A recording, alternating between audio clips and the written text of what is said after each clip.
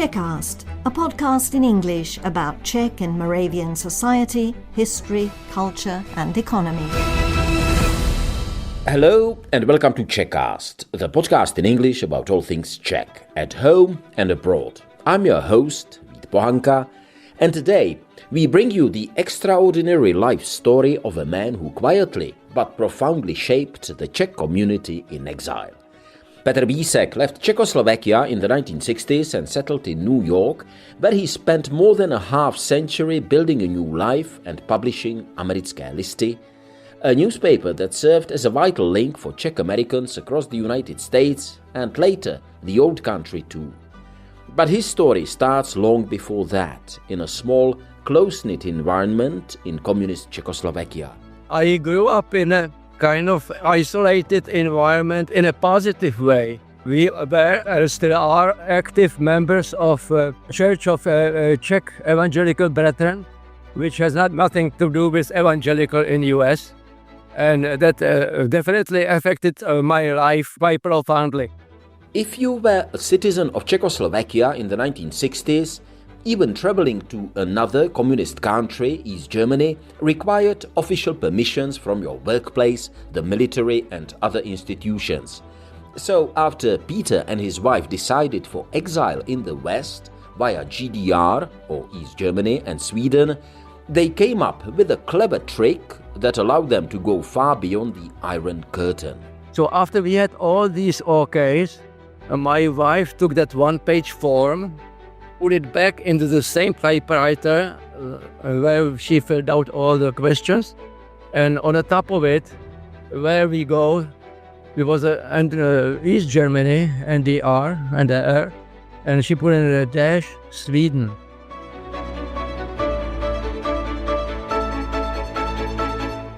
And it worked. They reached the West, but freedom didn't come with comfort. Their arrival in New York was anything but smooth. Our sponsor went bankrupt. We never met him. We got out of a cargo ship in the docks in Brooklyn. I'm standing there with two suitcases, my wife next to me, $180 in the pocket, and not knowing what to do. I didn't know what to do.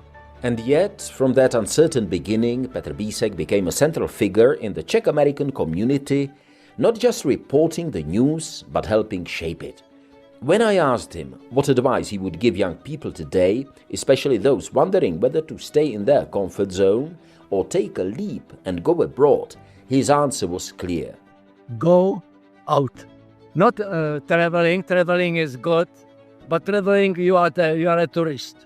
Unless you stay there for a while, at least half a year. But ideally, go there to study. You find yourself enriched, definitely enriched. So, stay with us as we hear the full story of Petr Bísek. Among other things, how he served as the president of Bohemian Citizens Benevolent Society in New York, but also about his passion for rowing, especially coaching young people, both in America and now back in Czechia.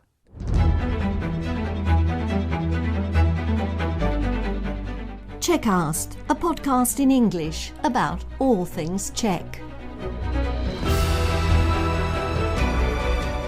Whether you're an English-speaking expat living in Czechia and Slovakia, or a descendant of the Czechs, Moravians and Slovaks who left for a better life in America, Australia, Britain or Canada so long ago that you don't speak the language of the old country, this podcast in English is for you. My name is Petr Bísek, born in Prague, raised in Prague. At 24, I left for United States, and then in 1965, and 10 years ago, I returned to Prague. You know, you grew up in the 1950s and 1960s, I suppose, as well. What was it like growing up in what we now see as communist Czechoslovakia? But of course, I mean, life went on. I suppose as kids you could play, you could do sports. Well, my memory is quite detailed from the age of 3.5 up. And to answer shortly, it's a long question, a big question. I grew up in a kind of isolated environment in a positive way. We still are active members of a Church of Czech Evangelical Brethren, which has nothing to do with evangelical in US. And that definitely affected my life quite profoundly. It would have even if there was no communist regime, but that usually all the consequences of our lifestyle affected my growing up in a very positive way. We think about the 50s as at least partially at the beginning of the time of hard Stalinism. Did you feel that as a child in any way? Yes, I did. I remember my father was a candidate for the Social Democrats, which was number 3. Communist was number 1. And we were brought up to respect practically everybody, unless a person was a criminal. But there was an undertone that I have relatives some of my relatives were communists. My uncle, my mother's brother, was a legionnaire in First World War. And he was affected probably going through Russia for 6 years. It took 6 years to come back. He was a lifelong communist. My father, he was a member of Social Democrats. And in 1948, he was one of the last ones. I don't remember exactly, 48, 49, 50. He was co-opted to Communist Party as one of the very last Social Democrats to be expelled within 2-3 years. I was too young to know all the details, and he never talked about it. And so he was marked, and we were marked not only as church-attending Christians, but also because of our not cooperating with the new system. My father had a great career ahead of him. My aunt, who was a history professor at university, ended up teaching English at local gymnasium, high school. So we were definitely affected. And when I was applying for a college education, I loved chemistry. I was very good at chemistry. It was denied to me. Twice, several years later, when I even had a letter from a rector of a graphic school in Leipzig, and in German, Leipzig. It was again, second time it was denied to me. So it was one of the decisions why I decided to leave Czechoslovakia in 1965 when I was 24. We will definitely get to that. But where did the graphic school in Leipzig come into your life? How did that happen? Well, when I was denied to go to Czech Technical College to study chemistry, I worked as a laborer for 2 years in a big print shop in Prague, just under the Vyšehrad Castle, and even as a stoker. And when I was done there, I worked for about half a year for Czech TV, but just pulling the cables. And then they called me from that print shop because I never shied from any kind of work, And I liked that environment. It was terrific life experience. They called me if I would want to learn the trade of typography. And I said, hey, why not? Because I had some positive thinking about the trade. My mother was studied philosophy, philology, so books were a gift. When I was growing up, major gift was a book. So we had a library, and I was reading all the time. So I said, okay, and at that time they required that all the apprentices had a high school, a gymnasium, a maturita, Secondary education or high school in American English. Yeah, high school. I will stick to English. So I said yes, and I loved the trade. I was learning it under the almost ideal conditions, and it was very good. But I was still thinking of studying a little further. They wanted me to be one of the future administrators in a trade, probably. Probably if I just joined the Communist Party, I would have become a director of that printing plant where I worked. But I just didn't like it. And anyway, I got upset a bit, and I said, I'm not going to stay here. And I was doing very well in the trade. I had place where to live. I had plenty of money. I was master of my free time. So I had no reason to leave except that I just didn't want to exist. But it was just difficult to explain to young generation what kind of pressure we were under. It just wasn't enjoyable. I wanted to be free with my decisions. Had they sent me to Germany, probably would have studied there, and probably I would have come back, because I liked the printing trade as far as typography. I was privately on my own visiting a studio of a graphic genius Hlafsa and Stanislav Marshall. And I was just soaking in the environment of the real statesman. We had a... So, do I understand correctly, they sent you to Leipzig to be trained? They refused. They refused. When I went to learn the trade, I mentioned that, and he said, yeah, we will consider. It might be an option. And then they decided, this is word by word. Mr. Bísek, you are doing quite well here. We need you here. You are not going anywhere. So I stayed for 2 more years and thinking about it quite deeply. And then by some chance, I met a Czech-American who got me into contact with a publisher of a Czech newspaper in the United States.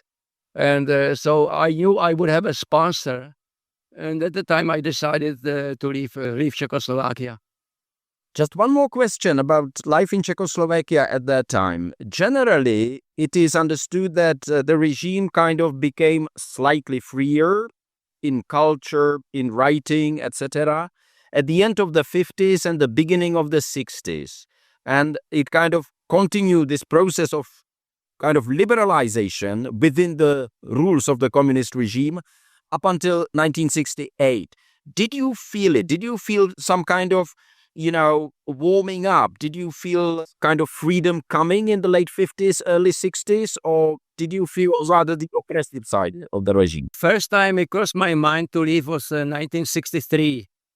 And I don't think it was, if I had any anticipation of thawing up in 1968, maybe I would have left. It would have completely changed my life. Because if I stayed, who knows what I would be involved in.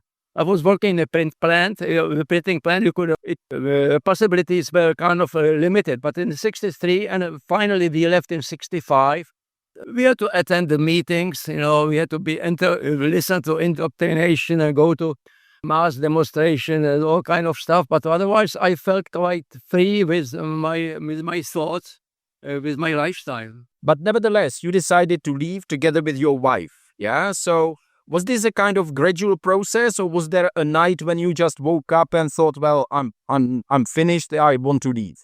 No, it was for me, it was gradual. As I said, when they said, Mr. Bísek, Soudruh, comrade Bísek, you are staying, we are not going to Leipzig. Then it started to dawn on me, and I told my wife, we were newlywed, and I thought I would like to leave. And she said, I surprised her. Her reaction was, no, I don't think so. I don't want to leave my mother. But 2 years later, she came on her own. Okay, maybe we should go. She was the youngest out of 5 children. I was third out of 4. So it wasn't like only son leaving the family. My family didn't even know I was leaving. I didn't tell anybody except one friend of mine to make sure that they are not accomplices. And if I may ask, what was your wife's job? What did she do? She was working as a bookkeeper in publishing house Naše Vojsko, and I was working in print plant of Naše Vojsko. That's where we met. So, how did you make the plan to leave, and how did you manage to leave? It wasn't so easy, was it? Well, I don't think, basically I'm an adventurous person, but when you are young and when you are healthy and when you decide to accomplish something, you just by instinct, not by knowing how to, it just worked perfectly. There are a lot of details. I don't know if you want me to go into it, but basically, because I was recognized as a future prospect of new cadre, new member of a communist party, I knew what was needed to do to leave. At the time, one needed passport, which wasn't issued to everybody. You had to have a valid reason. You need an okay from army. You need, either if you served or not served, you need okay from the place where you lived and especially from your work. And we were newlywed, and I found out through somehow from friends who went with Čedok to Sweden and back that it can be done this way. Sorry to interrupt you. Just for the listeners, Čedok was the official travel agency in communist Czechoslovakia. Sorry, yep. But they would never let a married couple, a non-communist and without children. Always one member of the family would stay back. So what we did, we filled out all the papers. we had all the okay to go to East Germany for a week. And I remember the people at where I worked, Mr. Yeroshek, he was a kind of politically responsible for the printing plant. But so they'll be saying, what are you going to do there? You are young, and the first week of May in Germany, you can't even go for a swim in the sea. But they didn't know we were going to continue to Sweden. So after we had all these okays, my wife took that one-page form, put it back into the same typewriter where she filled out all the questions. And on the top of it, where we go, it was East Germany, NDR, and she put in a dash, Sweden. And with this, we went to Chedok on Friday. I went to Chedok. And on Tuesday, 5 in the morning, we were leaving. So we went for a week through East Germany. I don't remember much. There was another bus of Czech tourists returning from Sweden. And we met in East Germany, in Berlin. In the same hotel. And they were telling us, Swedes are returning, no refugees. They will catch you and they will put you in a jail and return you. So it was a lie, of course. I know that we didn't need, even under communism, if we traveled to Finland, I just happen to know that, you didn't need a visa. So I suppose you didn't need a visa for Sweden because otherwise you would have to apply for the visa in Prague. Oh, I don't remember. And I suppose in the 1960s, as I remember that from later times, in 1980s, we needed exit visa. You had to go to the police to get confirmation that you are allowed to go. And only with that, you could go apply for a visa. Yeah, we had a Czech green passport, but for visa to Sweden, I remember only, we were already living in New York. In 1967, I used the same passport to visit Sweden, to visit my friends there. I had great Swedish friends there. And I went to the Swedish embassy and that in London, and that Swedish consul general knew about that special permit one has to have from Czechoslovakia to go to this country. He told me, but this passport is invalid. He still gave me a stamp and I went to Sweden. So you got to Sweden? Yeah? I suppose Stockholm? No, Malmö. And Malmö. So what did you do there when you... I applied. At the time, there was a certain quota. I think 1,500 Czechoslovak citizens could apply to emigrate to the United States. I think at the time, each nation had a certain number. 1,500 a year was never used up. So it was kind of easy to apply to visa to enter the United States, except we had to be healthy. We couldn't have tuberculosis. We couldn't be members of the Communist Party. And we needed a sponsor. So while we were working for half a year in Sweden, slowly collecting all these things, then we applied for visas and we got visas and we took a cargo ship to New York. That was it. I could have stayed in Sweden. I had a great time. I had great friends there. And they were my friends here and telling me, stöna här, svenska bättre. Zůstaňte tady, Švédsko je lepší než Amerika. But still, Sweden is better than America. But still, I decided from Prague, not because of a promised land or USA, but because I had sponsors there, and I kind of felt I would have a job there right away. In Sweden, I was working as a helper in print shops. Again, great experience. So you had some kind of temporary status, refugee status in Sweden, I suppose, when you were working on moving on to the United States, yeah? The first one was for 6 weeks.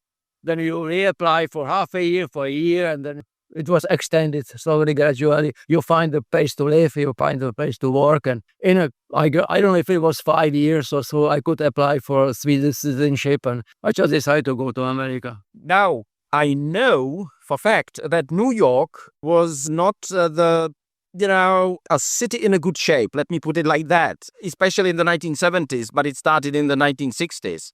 So I wonder, what was it like for you to come from Sweden, from this very kind of Scandinavian, clean country, nice people, to come to New York, of all places?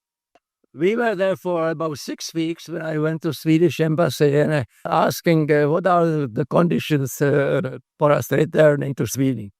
And had I not found František Poslušný, a friend of ours from the district of Prague, where I grew up, who went through the graphic school in Germany, and he stayed in Germany, then he immigrated to the United States.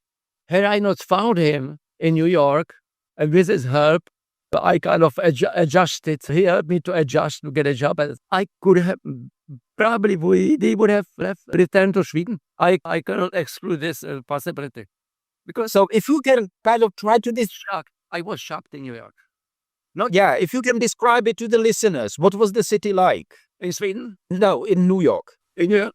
I couldn't believe this can function. It was just comparing to Sweden, where it was nothing special, just clean and quiet, and not as simple in a low way, but it was like a sanatorium, like you restore your body and soul.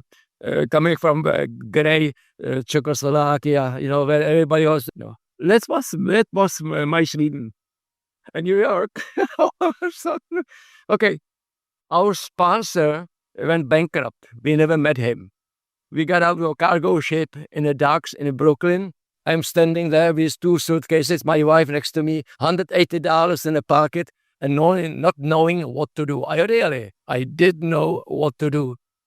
But then the cargo ship, there was a first class accommodation upstairs on a way up, on a top level, for about four tourists. And one of them was young American lady who just finished studying architecture, and her parents sent her to Sweden, to Scandinavia, for exploring Scandinavian architecture. And she took us in. So first week, with a limousine, a personal chauffeur and limousine to Fifth Avenue. So first week we lived on Fifth Avenue. It was a complete, total shock the other way. And after a week, when I was trying to find, deciding, wide-eyed, I remember in metro, I got on a metro and somebody stood up and offered me a seat. I looked so lost. I was 24 only. I was, this shirt, this shirt. If I was well kept in my shit at the time I shaved or whatever. But I completely lost. So finally we found a place on our own, and it was just the opposite. Bed bugs, 1 room, only 1 bed fit in. Mattress was probably 60 years old, and unbelievable conditions. And then through Franta Poslušný, I found a decent rental and slowly got... So where was the first place that you just mentioned with bedbugs? By the way, let me just mention the first place where I experienced bedbugs was in New York City, believe it or not, on Upper West Side back in 2010. And they still had bedbugs. Upper West Side. Well, our very first 1 week luxury stay was Upper East Side, just on Fifth Avenue. Fifth Avenue, of course, yeah. 84th Street. And there we went across the Central Park, West 84th Street. Ooh, completely different world. Unbelievable. So how was work? And did you speak English? I mean, I didn't even ask about that. Well, I took German in high school, but I knew some English. Since I decided, kind of idea grew up in my head, and I could be emigrating to the United States, I was taking courses. So I wasn't completely lost, but New York English was something different. My wife started to work in cleaners, and the driver was an old black gentleman. And once he was moving in a van our stuff to our new apartment where we rented, and he was talking to me. I had no clue what he was talking about.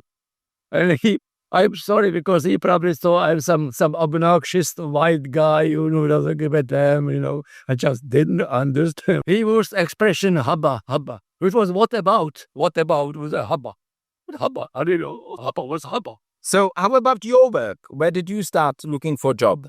Again, thanks to Franta Poslušný.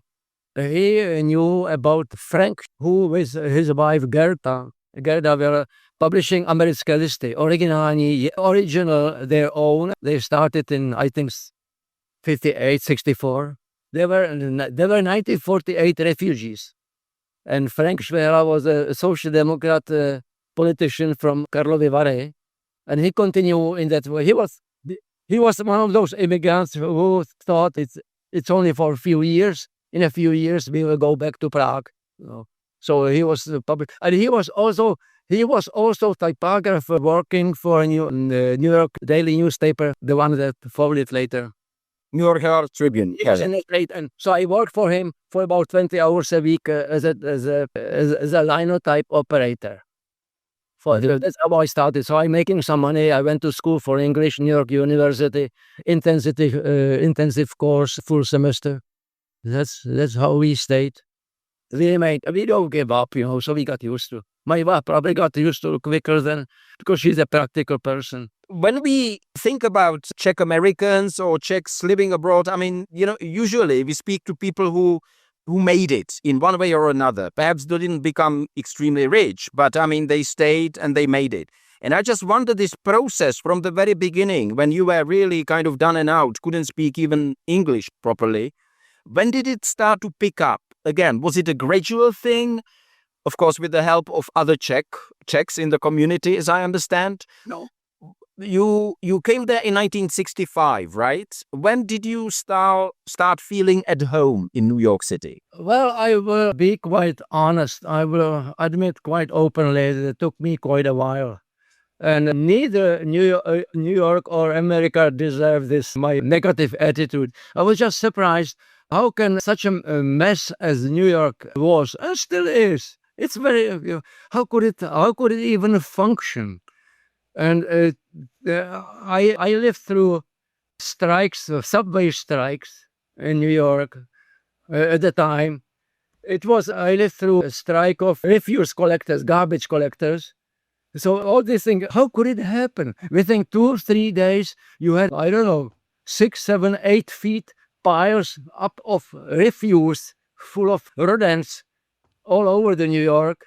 Metro didn't function. I walked to work for 2.5 hours one way. I walked to work because I have to work.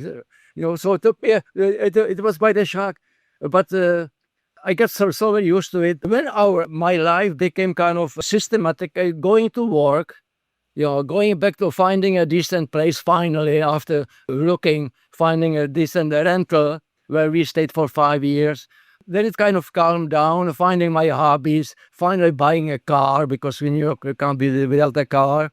And then our daughter was born after 5 years. In 1970, we bought a house outside of New York, a little property, little gardens, some trees in it.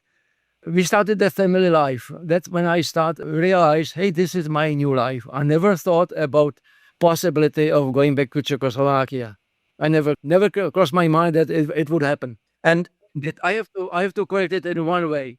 I said we lived in a strictly American environment, which is not true. Our first 2 years, in 1965, 66, 67, we were a group of young Czechs, mostly married couples without children, a couple of single guys also. We lived in that section of New York in Queens. And we got together on weekends. In the summertime, skiing, water skiing, and wintertime skiing up in Vermont. So that was a group of us for about 2 or 3 years. We stuck together.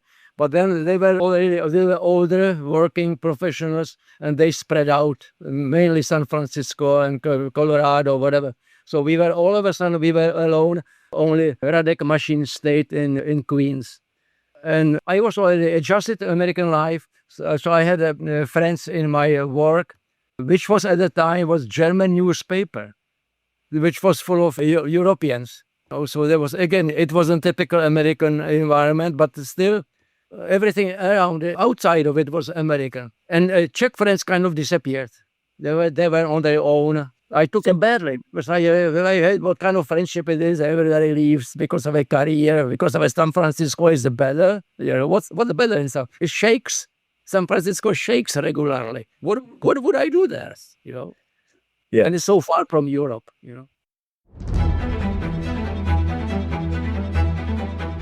You are listening to Czechast. I'm Vít Pohanka and my guest today is Petr Bísek, Czech-American who in exile published Americké listy in New York to return to Czechia after retiring. So if I understand correctly, there was a community of young Czechs and you were helping each other, right? At the beginning, at least. Well, we were supporting each other, yes. And that was a great help. So you didn't think about leaving for San Francisco, but I don't know, how about Chicago? How about New Orleans? I mean, there are so many places you could have gone to. Why, I found out I had dozens of relatives who moved to the United States late in the 19th century, either in Wisconsin or in Texas. Dozens of them. But we were in touch with them only once when they came to Prague in 1957.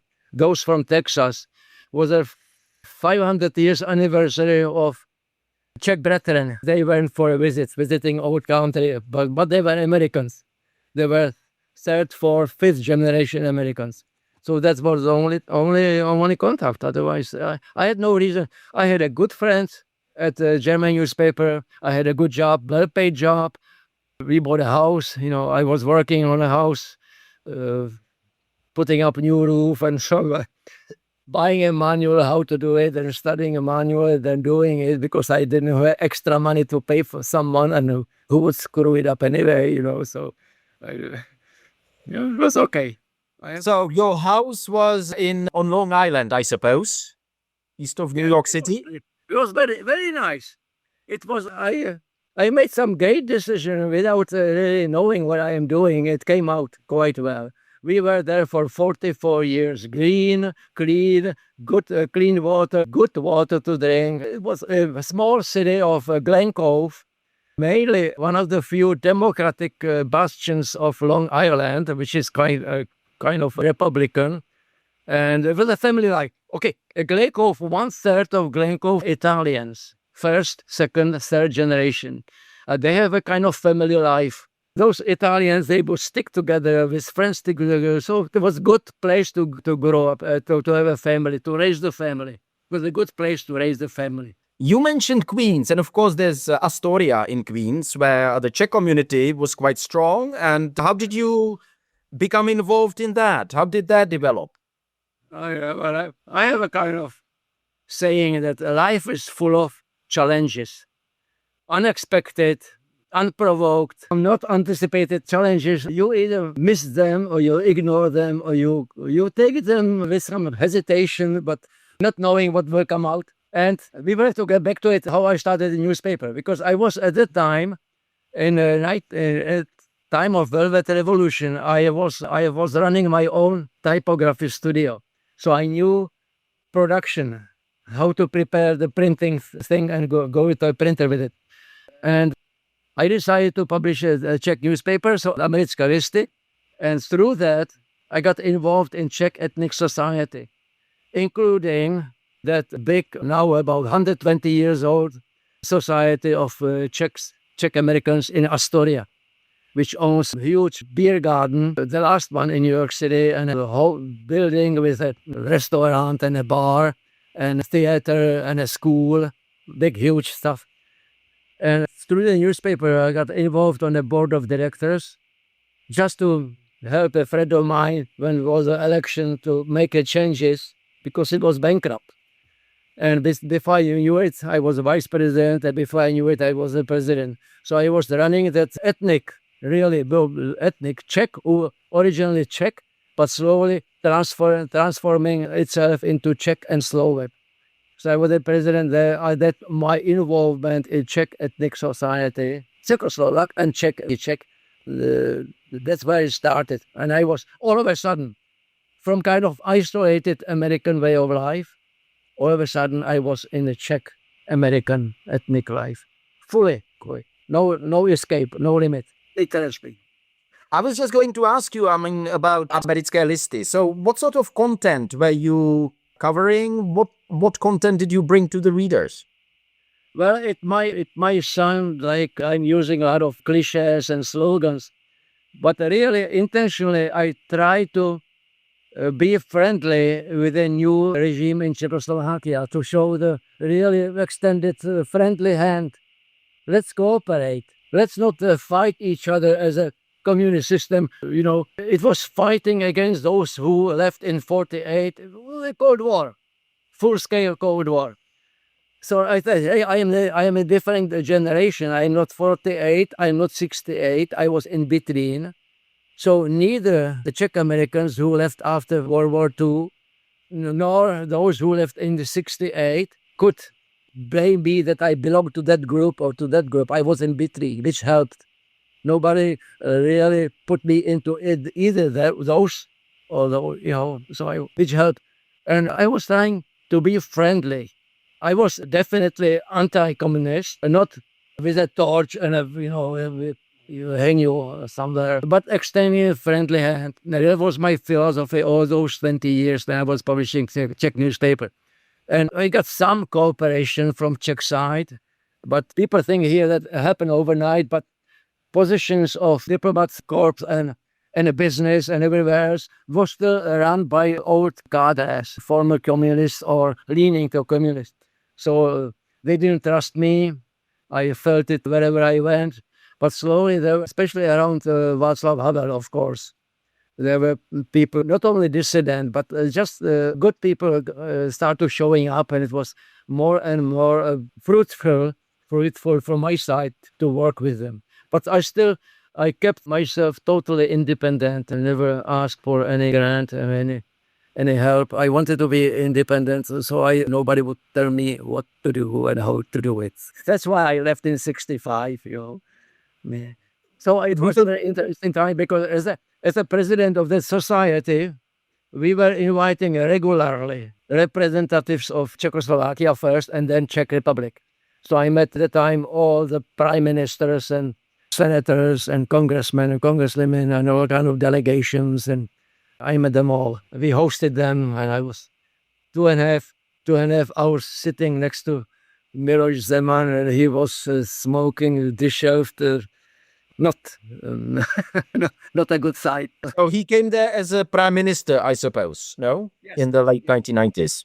Petr Pithart, Zeman, Topolánek, one after the other, all of them. I invited Václav Havel because of a beer garden. It was old benches and old trees. Some trees were 70, 80, 90 years old, and some were dead or dying and never pruned, never kept up. So we started to take care of it, and there was a big gap between the trees. So let's plant a tree. And I said, okay, I will invite Václav Havel. And through my newspaper and through my contact in the dissident circles, which I quickly will mention, my brother studied in the US for a year and a half in 68, 69, and went back to Prague and was branded forever and became a dissident as an evangelical minister in Vysočina, in the countryside, in a small village of Telecí. And through those contacts, I invited Václav Havel as a president to come and plant tree. So even Václav Havel was there planting the tree, and we have a good growing. We picked a good one. It's beautiful, it's gorgeous.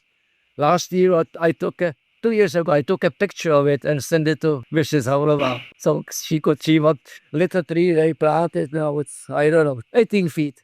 Big, huge. It has a nice space, so it's spread out, beautiful. So this is where I spent my 13 years in the Czech society. We went slightly away from the original question. What sort of articles did you print in Americké listy, and how often did it come out? Well, once again, I never hesitate to stress it. I was in charge. I was responsible. I picked what, directions and or contents. But I probably have a talent of addressing good people and to help me along. I did it in rowing. Without help of good people, I wouldn't have been successful rower, coach. But in Americké, especially Americké listy, there were a few people, some mostly for free, some for just few money, who with the same, I would say, I call it the same blood group, the same conviction, the same insight, the same directions and beliefs. And Jaroslav Pomp, under Jaroslav Nový, because he was a professional journalist, still is, wrote editor's column on the first page. He picked 5 from Prague, from Pilsen, 5 subjects, most important subjects that happened during the week or two, 3 paragraphs, and that was enough. Jiřina Rybáčková was, with her husband, the founders of a KAN, K-A-N, the dissident group in Prague. She wrote a little letter from Prague. Aleš Fuchs wrote a little, and there were quite a few more who regularly. One of the Czech-Americans, Professor Mojmír Povolný, who founded politology department of University of in Olomouc. Mojmír Povolný. He was working at a university in Wisconsin. He wrote a regular column. Professor Piechota, who taught law at Columbia University, he wrote a regular column, legal columns, which was describing the situation. And there was about a dozen of people like that.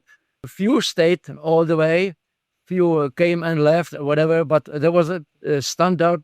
We never became a kind of shocking, bulwark, cheap, low, applying, attacking lower taste, something. Human beings. We tried it to be, I had a kind of goal, let me try to be just a step above the average reader. Just above. Don't become elite. We will put yourself on the shoulder, I'm so good, I'm so, but lose a contact with regular readers.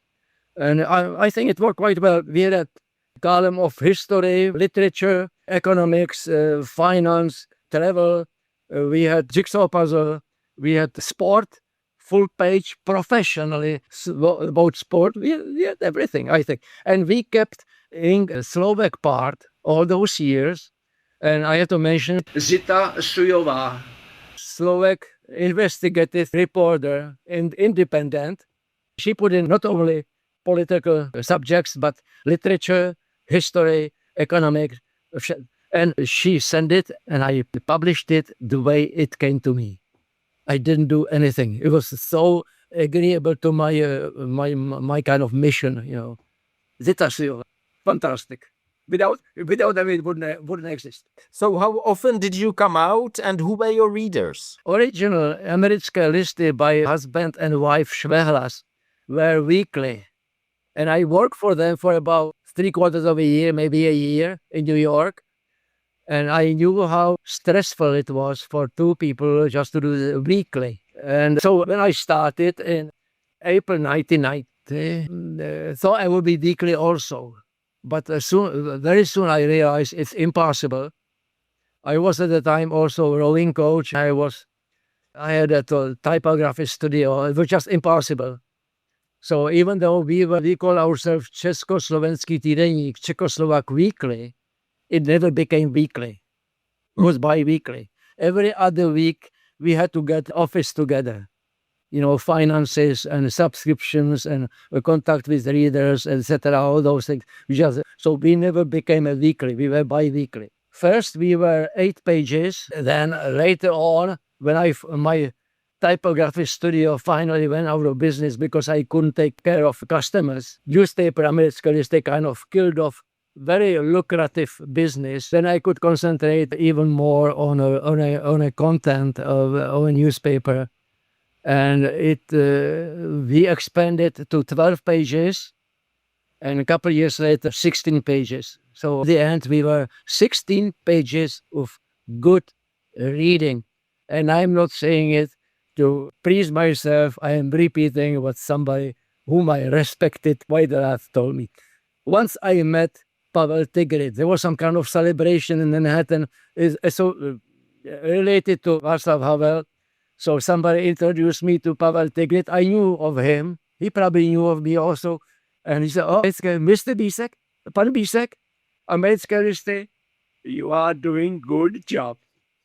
We should mention, just for the benefit of the listeners, Pavel Tigrid, of course, was a famous journalist and famous émigré, even though he stayed actually in France, in Fontainebleau, if I remember correctly, and he worked from Paris. So he's a legendary figure of Czech exile community, I think. And you had the honor, he knew about you, right? Were you sending Americké listy to readers across the US, or were you sending it also to what is now Czechia? Oh, we had a subscriber in Guam. Guam? It was a subscription only. In November 1989, the revolution, there was a big meeting of the Czech-Americans, of mainly those who emigrated after World War II to the United States, in a Sokol Hall in Manhattan. It was a pact because something was going on behind the Iron Curtain. Nobody knew exactly what was it, by the phone or by the faxes, new names coming up. And so there was a big ethnic, and they mostly knew each other. There were just a few from the younger generation, my generation, or even younger. Big speeches, some made sense, some didn't make sense because politicians there was a lot of politicians among them, so they like to talk. And at the end of a meeting, I waved my hand, I said, I am going to publish Czechoslovak newspaper. What happened? In November 1989, Frank Schwer, publisher of original Americké listy, had a stroke. So that newspaper that everybody kind of knew about folded. There was a really gap. There was a vacuum, information vacuum. So I stood up at the end of that meeting in Sokol Hall, and in front of those maybe 400 people, I said, I am going to publish the newspaper for you. Give me your addresses. And I got 20, 30, 40 addresses. That's how we started. I went home, and my wife said, you are crazy, During the meeting, there was still outside in the hallway, was a payphone. So during the meeting, 3 times I called her. Should I? Shouldn't I? Should I? Shouldn't I? Meanwhile, she was at home working for our typographic studio, which was making a lot of money.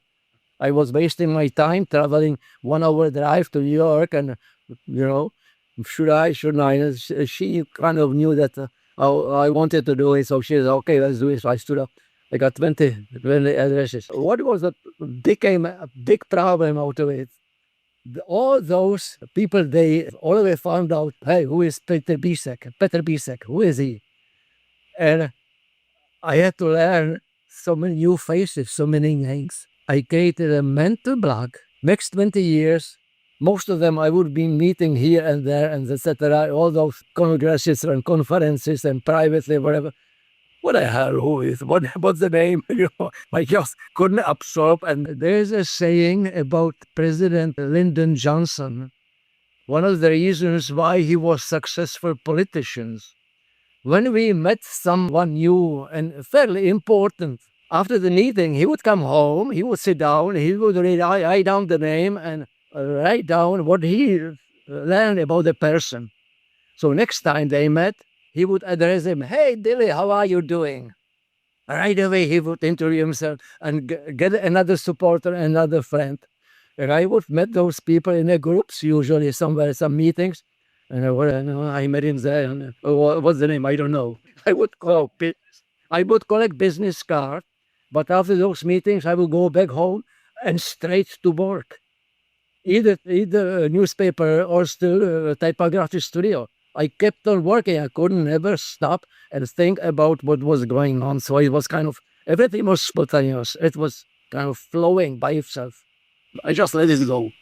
So, if I understand you correctly, because of the work on Americké listy, your private business suffered and gradually waned out. Have you ever regretted, doing what you did with Americké listy?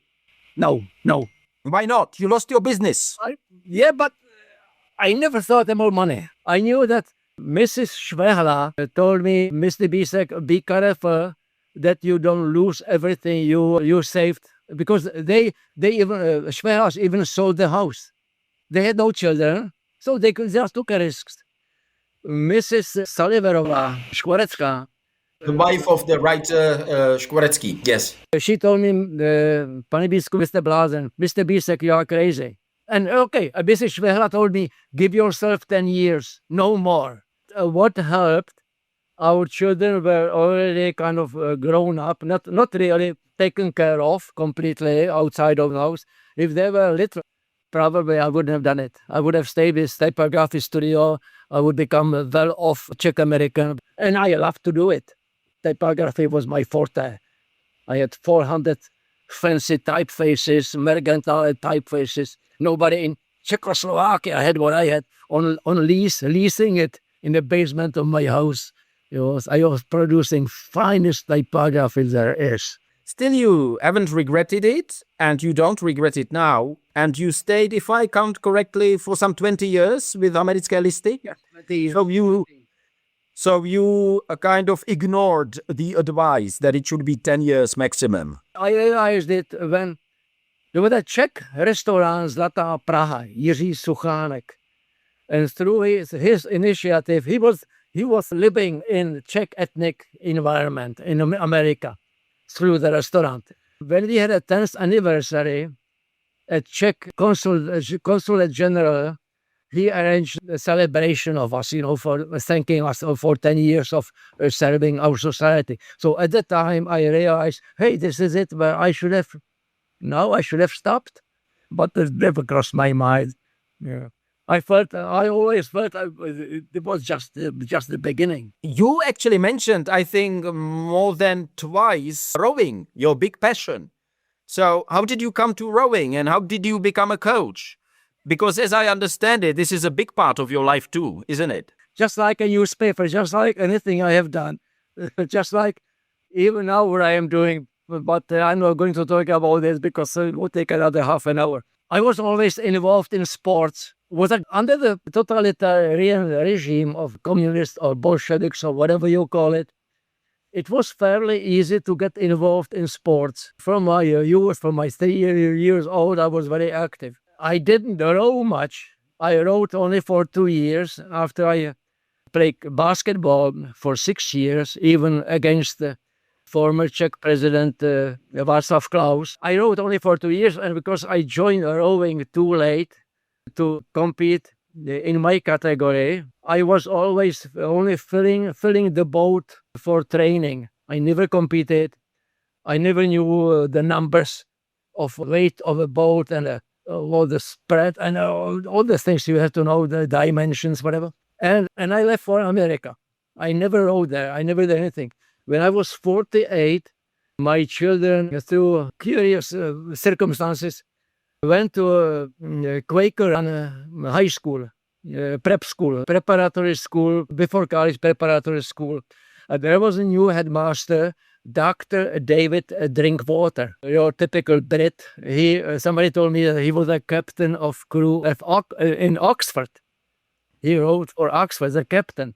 He was a stroke major rower in a boat of 8. So he started in October, and we met with a parrot and a new headmaster, cheese and a wine. You're standing up with a tie and you greet each other. And I told him, Dr. Drinkwater, you want to have a fancy prep school and you don't have a crew? And he said, maybe, well, whatever. In February next year, he called me and he says, when do we start? He thought I was an experienced rower, experienced coach, or whatever. I knew nothing about it. But through an American friend of mine, who was a founder of a local rowing club, Alan Borghardt, I told Alan, and he said, oh, goody, another school will start. I will help you. He did 90% of what was needed to do. I was just wide-eyed next to him, watching what he's doing, how he's doing, his decisions, his whatever, training methods, what kind of boats, what kind of regattas. I didn't know what was going on. But I soaked it in. And after 4 years, when we separated, all of a sudden I was on my own. And just like with the newspaper, just like with the ethnic society. In second year, my rowers had a medal at the New York Championships. And the third year, we were in one category, we were American champions. So this is how I got involved rowing. So at 48, I started to row with them, even especially indoors, because I had no time to row on the water so often. So I was 25 years row coach, successful coach in the US. And then when I came here to visit, 12, 13, when I was finished with the newspaper on my own, when I finally decided not to run for the election at the Czech Society, Czech Club, Czech Society in Astoria, And when we sold the house, all of a sudden I felt I don't have much to do. I'm not going to sit and complain about how bad things going in life. And I was offered to coach here in my old club in Prague to help them as a rowing coach, mainly with young people. And I took it on. I was coaching here for 5 years. But from the very first day, I knew I didn't come just to coach. I realized I came to spend the rest of my life here. And that was it. I'm still here. Last two questions. Why did you decide to come back to Prague, to Czechia? Why not stay in the US and just come and visit from time to time? As I said, after 20 years, my wife said, we should really stop. I still want to live a life of a grandmother. We had 4 grandchildren, and she was right. So after 20 years of her really laboring, slaving for newspaper, she had the right to her own decision. I thought I had enough in that I did enough for the Czech Ethnic Society, 6 years as the president. There's a time for new generation to take over. So 3 days before the elections, for re-electing me as a president, I said, this is it. I call up vice president. I told him I'm resigning, that you will take over. So there was rowing. The club was falling apart because people who took over were veterans who never rowed before. At the time, it was fashionable for men, especially men, women also, of their 40s, 50s, who never rowed before. They took over the club, and it was running a wrong way. It was emphasized their own rowing, while I was always focused on young people. We introduce young people to athletics, to a sport, so it becomes their lifetime physical sport activity, whatever. No, it doesn't have to be rowing. But so we are clashing, and we are slowly, and I said, maybe I am too old-fashioned.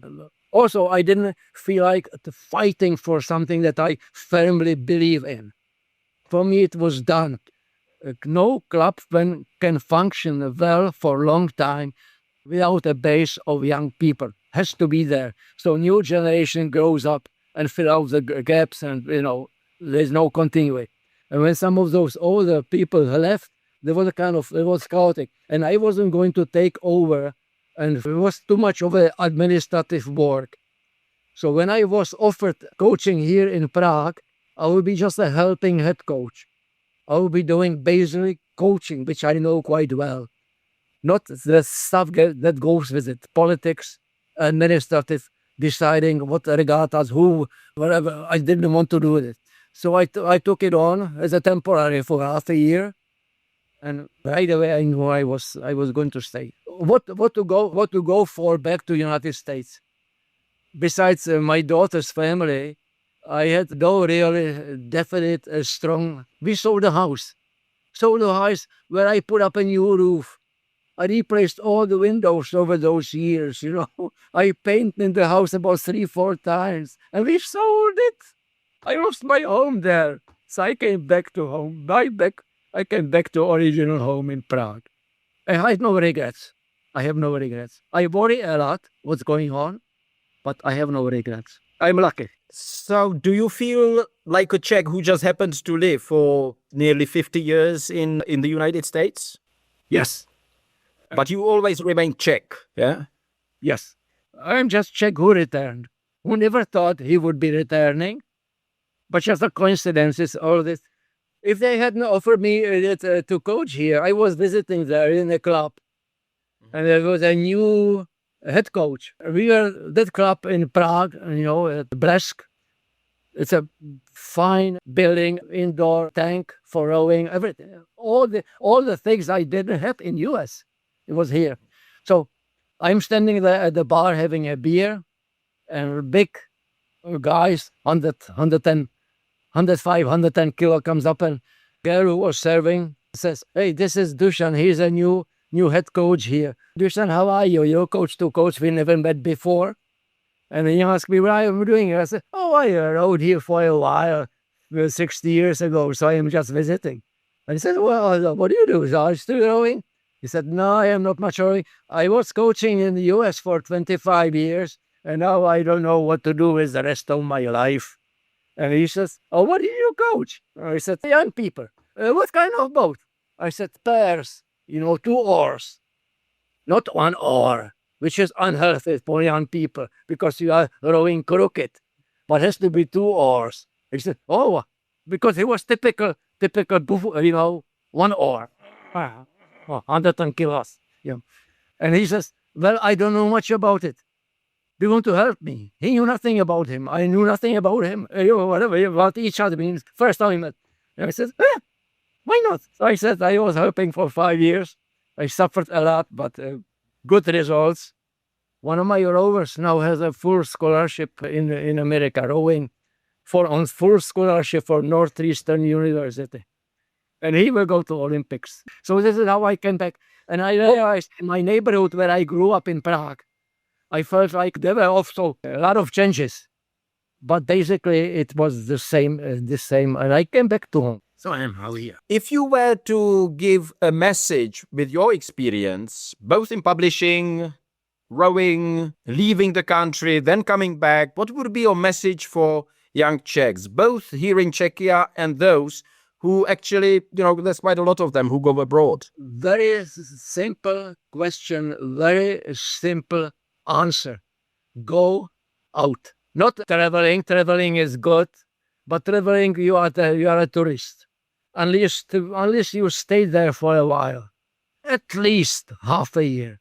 But ideally, go there to study. Doesn't have to be America. Europe might be good enough, but I would say America or Australia. Go far away. So you found how people live a little differently, how they look at life priorities a little differently, and they might be even better than your priorities. You might learn, you find yourself, it's a kind of funny word, enriched, but definitely enriched. You will gain from it for the rest of your life. You will not become a malý český člověk, a little Czech person, with like a horse who pumps the water from a well to irrigate desert, goes around and around and around, finally dies. Your horizon will broaden. You will get. Whenever I meet someone who did this, I right away almost always feel, hey, this is the person who got some experience from living abroad. And came back and come back. As a matter of fact, I talked about it. I am still being invited to conferences of basically Czechs living abroad, which is now completely different environment, different generation.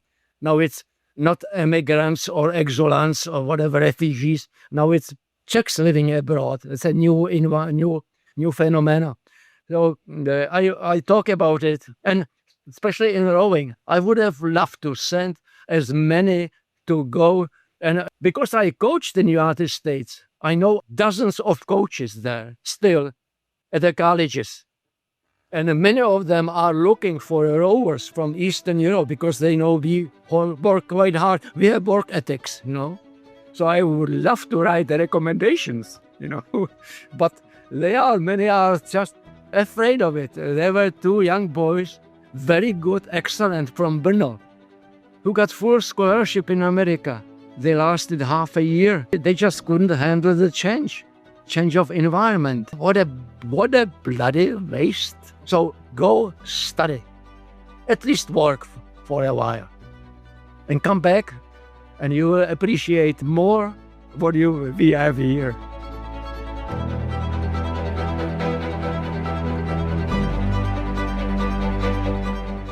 And that was Petr Bísek, a voice of Czech exiles, a builder of community, and above all, a man who never stopped caring about the country he left behind and to which he finally returned.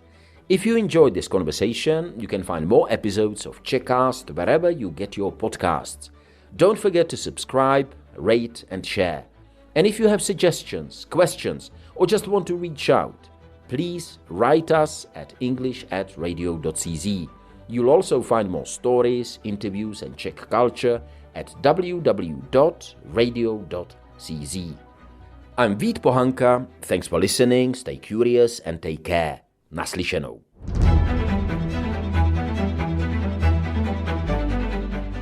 Czechast, a podcast in English about all things Czech. Whether you're an English-speaking expat living in Czechia and Slovakia, or a descendant of the Czechs, Moravians and Slovaks who left for a better life in America, Australia, Britain or Canada so long ago that you don't speak the language of the old country, this podcast in English is for you.